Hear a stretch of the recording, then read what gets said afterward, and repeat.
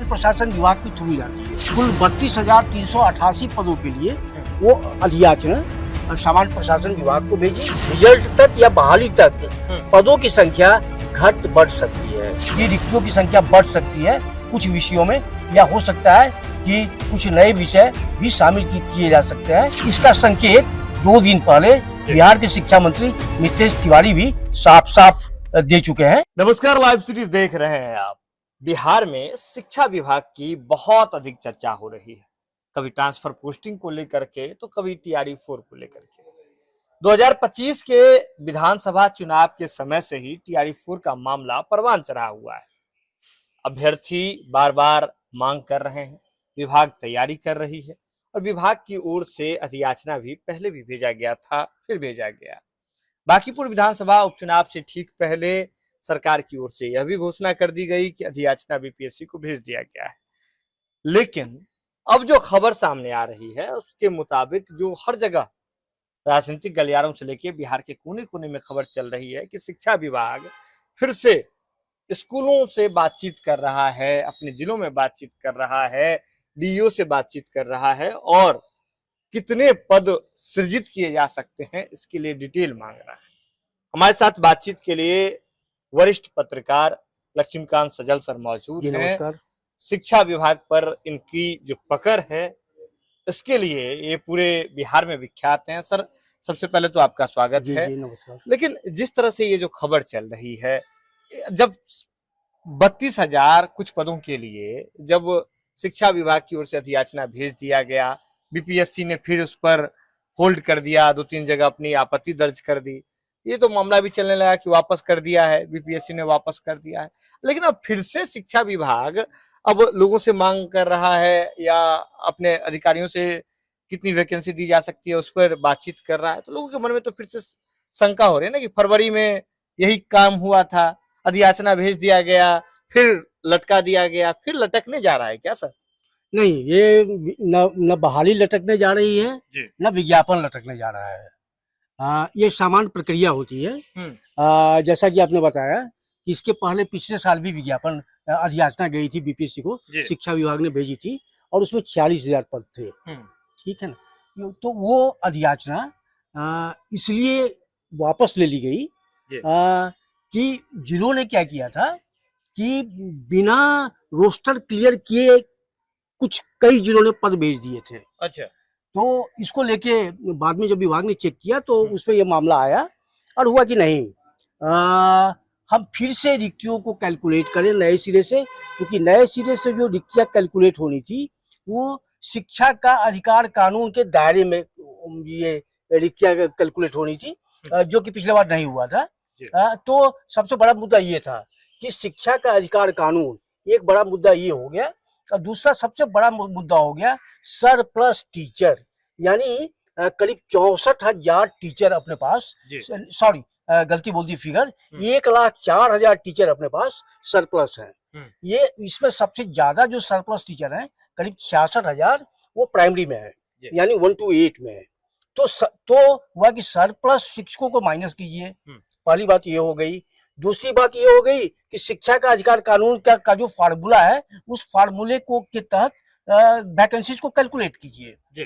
तो इसीलिए इतना विलंब हुआ और फाइनली जो वैकेंसी गई, बड़े अधियाचना शिक्षा विभाग ने सामान्य अधियाचना BPSC को कोई भी जाती है तो सामान्य प्रशासन विभाग के थ्रू जाती है, कोई भी विभाग सीधे नहीं भेजता है।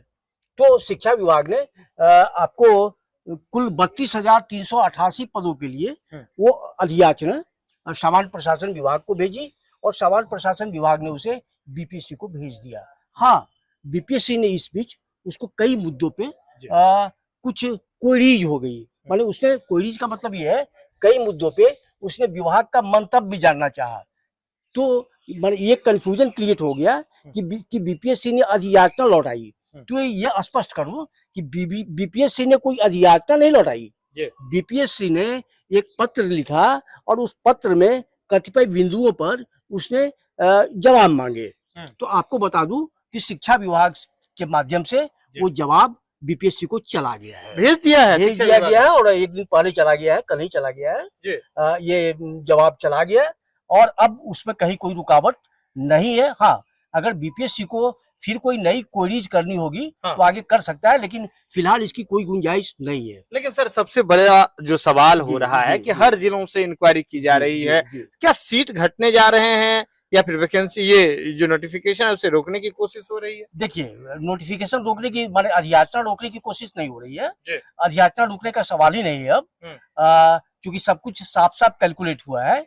हाँ, क्या होता है कि कोई भी अधियाचना जब बिहार लोक सेवा आयोग की यानी बीपीएससी को भेजी जाती है जी। तो उसमें कंसर्निंग डिपार्टमेंट जिसकी अधियाचना होती है उसका एक कंडीशन होता है कि रिजल्ट तक या बहाली तक पदों की संख्या घट बढ़ सकती है।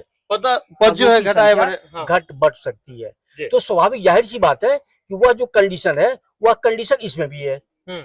और लेकिन एक बात साफ कर दूं कि अभी तक जो स्थिति है उस स्थिति में दूर दूर तक ये इस बात की संभावना नहीं दिखाई दे रही है कि रिक्तियों की संख्या घटेगी।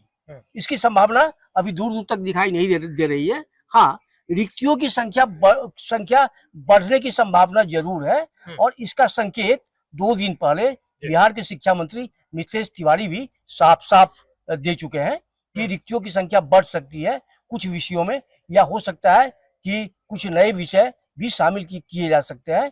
तो इसको लेके जिलों को एक पत्र गया था और पत्र के माध्यम से 2 दिनों के अंदर ये उसमें कतिपय पॉइंट्स माने बिंदु तय किए गए थे कि उन बिंदुओं पर वो जानकारी मांगी गई थी।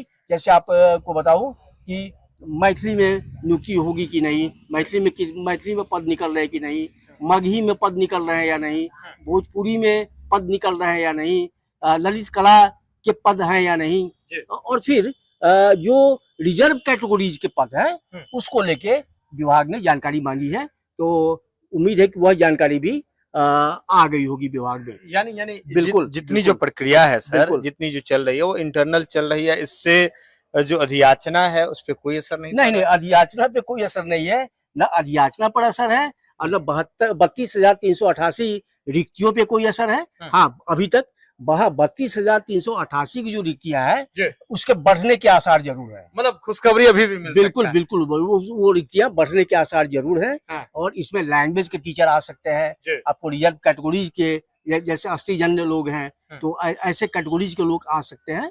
तो इसको लेके जब वो रिक्तियां आ जाएंगी जिलों से, हमको लगता है कि आ गई हैं, और उसके बाद फिर शिक्षा विभाग नए सिरे से उसका रिव्यू करेगा, उसको कैलकुलेट करेगा, और हो सकता है कि रिक्तियां बढ़े।